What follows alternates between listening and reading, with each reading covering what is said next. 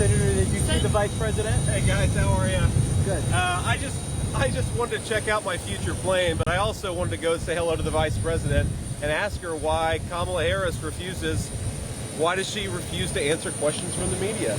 And I also thought that the press gaggle following her might get a little lonely. I at least have enough respect for you all and for the American people you report to come and talk to you and to answer some questions. And so I thought her reporters might actually benefit from that as well. So had a little bit of fun. I don't think the Vice President waved at me as she drove away, but I'm glad to have done it.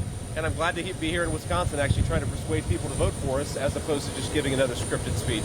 Questions? You did see the Vice President. I saw her car. I did not see the Vice President. The windows are tinted.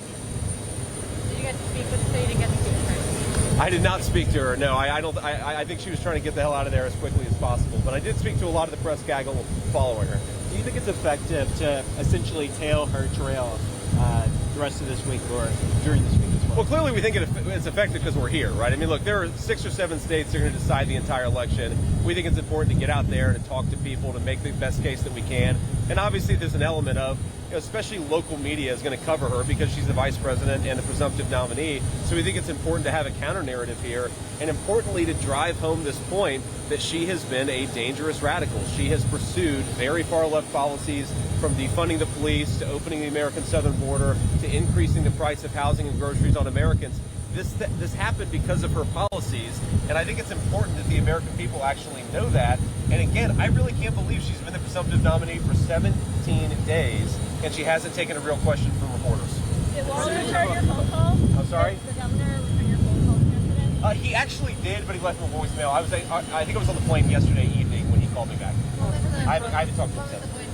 President Trump said in Atlanta over the weekend at your joint rally that you have to work hard to define Kamala Harris. Is she harder to define than President Biden? No, I think I think Kamala Harris is easier to define because President Biden, because there's so many absurd video clips of her saying things that are totally outside the mainstream. I mean, this is not like a person where you have to guess at what she believes. She said, I wanted to defund the police. She said, I want to give Medicare to illegal aliens. She said that she wanted to decriminalize all illegal immigration, and it's on video. So defining her is not hard, but that is the work of a campaign, right? We've got 92 days to tell the truth that Donald Trump delivered peace and prosperity, the truth that Kamala Harris has delivered an open border and rising prices. It's not a hard case to make, but it's why we do what we do. There's been some concern that some of the attacks from Donald Trump on Harris have been distracting, and there's been comments made that Republicans should focus on things like immigration and crime and the border. I'm curious what you say to critics who are worried that Trump is sort of getting out there. Yeah, I mean, I don't know anybody who could listen to President Trump over the last couple of weeks and say that he's not talking about immigration or crime or the fact that Kamala Harris's policies led to rising inflation. He's talking about all that stuff, but one of the reasons why he's been both an effective president but a guy that a lot of Americans identify with is, yeah, he's going to tell some jokes, he's going to mix it up from time to time. He's not going to be a boring staid American politician. He's going to be who he actually is, and I think that's the source of the success. But look, if you listen to what President Trump is saying, he is really prosecuting the case on Kamala Harris led to the open border. Kamala Harris cast the tie-breaking vote that led to skyrocketing inflation. Kamala Harris cast the tie-breaking vote that led to higher interest rates. She's done all of these things, and I think President Trump's been very on message, not just the past couple of weeks, the past couple of years. I want to ask you about your law and order message this morning, but just to follow up, what was the message from Walls on voicemail? What was the message from Governor Walz? Oh, I see. Well, no, I called him to congratulate him either yesterday or the day before. Sorry, time's moving. Yeah. But he called you yesterday, and then he just called me back. Yeah. Did he leave a message? Yeah, it was just, hey, thanks for calling. Appreciate it. Look forward to the debate, etc. This morning you were talking about law and order, the policy decisions. I wanted to ask you about some comments you made a couple of years ago about when Trump wins, that he should get rid of all of the staff in Washington, replace them with all of our own guys, right? Yeah. The Andrew Jackson stuff, and then to the judges' rule, let them enforce it. Can you elaborate on that? And were you really talking about blatantly defying a court ruling? I think it's about democratic accountability. I mean, look, the Article 2 of the U.S. Constitution says the president is the commander-in-chief. If, say, for example, a military general doesn't listen to the President of the United States, the President has to be able to fire that person. And that is core to what the President is able to do, and that's core to our entire constitutional system. What I said then, and I would say now, is one of the problems with the first Trump administration is you did have bureaucrats who didn't listen to the people's elected president. That has to change in a second Trump administration. And look, I think you have to be willing to fire people who disobey the President of the United States. If you can't, the president isn't in charge of the government, the people aren't in charge of the government, then the bureaucrats are, and that's something I want to get rid of. Well, the question is not really about whether to fire people. The question is about whether, if that was blocked by the courts, if one of those moves was blocked by the courts, do you think that... No, what I said is in the hypothetical where you have something core to the president's Article 2 functions, where he is trying to fire a person in his own government, he has to be able to do that. And if the courts tried to stop him, that would actually be a constitutional crisis instigated by the courts. I don't think they would do that, though. I think most justices, most judges, even those on the left recognize the president has to be able to control who works for him in government. Sir, Trump has posted several times calling Kamala Harris Kamala. Yeah, I saw that. Do you know what that's about, and are you going to start calling her that too? I haven't talked to him about it. I'm not planning on calling her Kamala.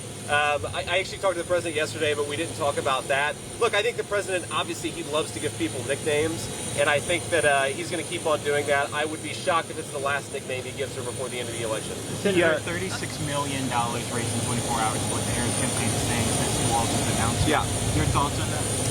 Look, I mean, obviously, Democrats are going to raise a lot of money because they stand up for Wall Street, they stand up for the big banks, and I'm not shocked that you're going to have a lot of big money donors coming in for the Kamala Harris campaign. She was their preferred candidate. Remember, she was the candidate who encouraged and supported NAFTA. She wasn't in there when it was initially enacted, but she continued to reauthorize it and support it. That led to the decimation of a lot of manufacturing jobs, but it also made a lot of people in this country rich. So I'm not surprised that those people who have benefited from her policies are giving her money. I think the question is, most Americans have not benefited from her policies. They're not going to give her her vote. I just want to ask about your accusations this morning about Walls, about the abandoning his fellow soldiers. Yeah. Are you basing that on anything more than a Facebook post? And how do you feel about? I mean, these are, as you know, serious accusations, as well. Like, I mean, your running mate has faced similar accusations about avoiding service because of bone spurs. Do you think that is accurate and fair to for Trump to face? Well, look, the difference, Mike, between what President Trump has said and done and what Waltz has said and done is that President Trump didn't lie, right? President Trump did not serve in the United States military. He's never claimed that he did. Waltz did say on camera that I carried a gun in a war. Well, which war did you carry a gun in? Because you apparently never went to a war zone. That is a totally reasonable question to ask, and I think the evidence at this point is overwhelming that he lied about serving in a combat zone. By the way, I served in a combat zone. I answered the call. I've never lied about my military service. He clearly has. There was another quote I actually just saw a couple of hours ago where he apparently said that he fought in Iraq, or at least a journalist reported that he said he fought in Iraq. Well, if he said that, that is a lie, and we have to be willing to call people out. Lying about your military service in order to procure political points, that's really disgraceful conduct. It's a slap in the face to millions of American veterans, and I think it's totally reasonable to call them out on it. You fought in Iraq? I served in a combat zone. I never said that I saw a firefight myself, but I've always told the truth about my Marine Corps service. That's the difference between me and Tim Waltz. I just want to make sure you have not seen a firefight. Thank you, guys.